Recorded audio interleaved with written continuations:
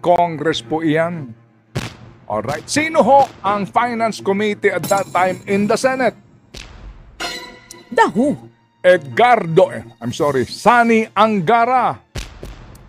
Sino po ang Committee on Appropriations Chairman that time in the lower house? The who? Abay edi dako. Zaldi ko. Dasaldi mo. Oo, zaldi niyong lahat. Okay. Sino po that time ang Finance Secretary? The who? The Benjokno. Uy. Sino po ang Budget Secretary? The who? Di Amena Pangandaman. Guys, may budget na tayo, guys. Oo. Sino po that time si Ralph Recto? The who? The pirma, the BICAM report. Ralph Recto bilang miyembro po ng BICAM as member of Congress during the 19th Congress in the lower house. Ano ang dapat na inilalaan para po sa PhilHealth over and above sa subsidiya pa ng gobyerno? Nakalaan na ho mga kapatid mismo sa provision ng batas kung saan mo dapat dalhin yung pera. Ang ginawa nila, ginamit ito para ponduhan yung mga proyekto na ninanakaw ng karamihan sa mga mandarambong sa gobyerno.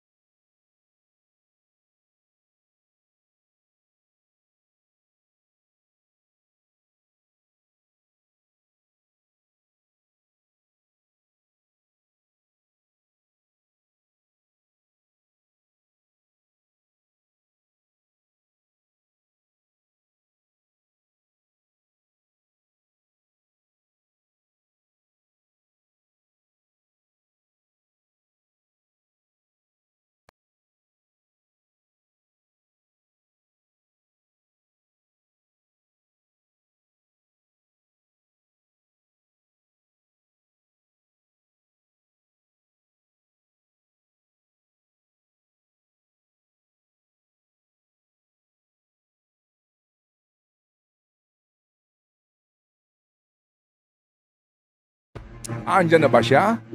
O, kasi kung hindi, sasagarin ko na to. Sige na, ituloy mo. Kasi Ha? Kasi para maintindihan ninyo. mas napakinig sila. No? Sabi mo magnanakaw sa gobyerno. Ituloy mo. Ha? Oo, habang papasok pa lang ang kakausapin natin. Yung pong mga manggagawa at mga professional, mga kapatid, na nasa nagbibigay po ng serbisyong medikal, serbisyong pangkalusugan sa mga Pilipino. Sinasabi nga po nila sa totoo lang, maliban sa 60 billion na kinalikot nila, na ginamit ho nila para ponduhan yung mga unprogrammed appropriations na napunta po sa mga proyekto ng DPW.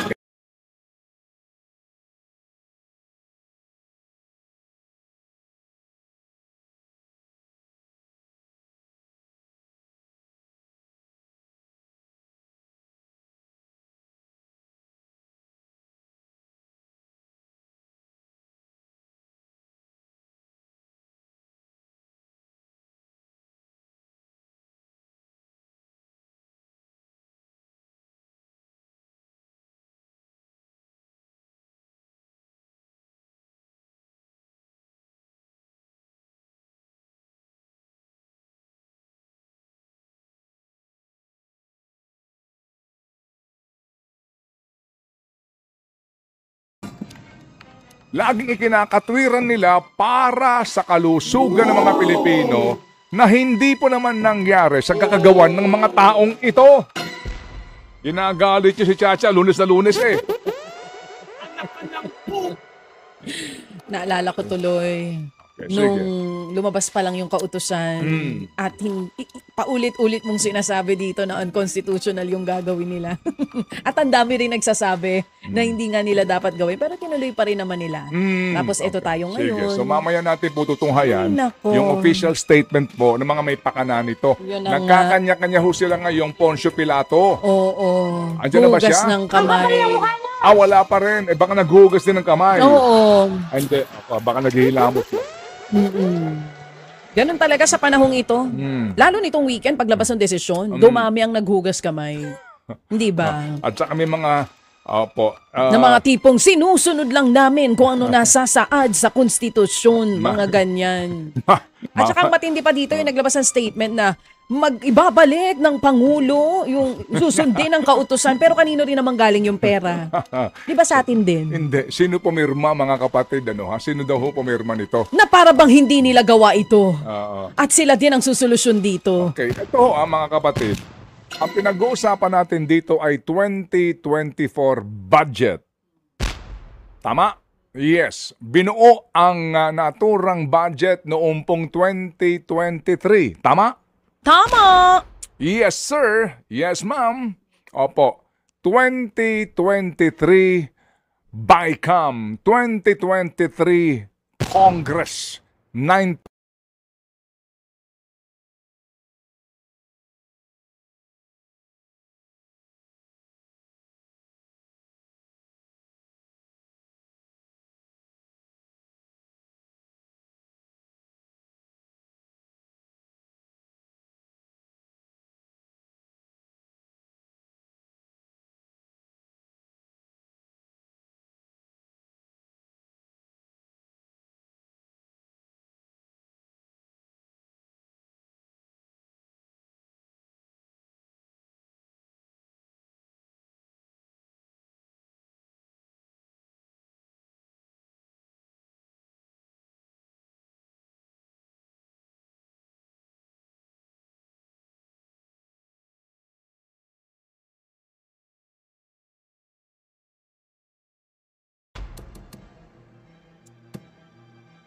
Sino-sino pong pumirma sa BICAM report na ito?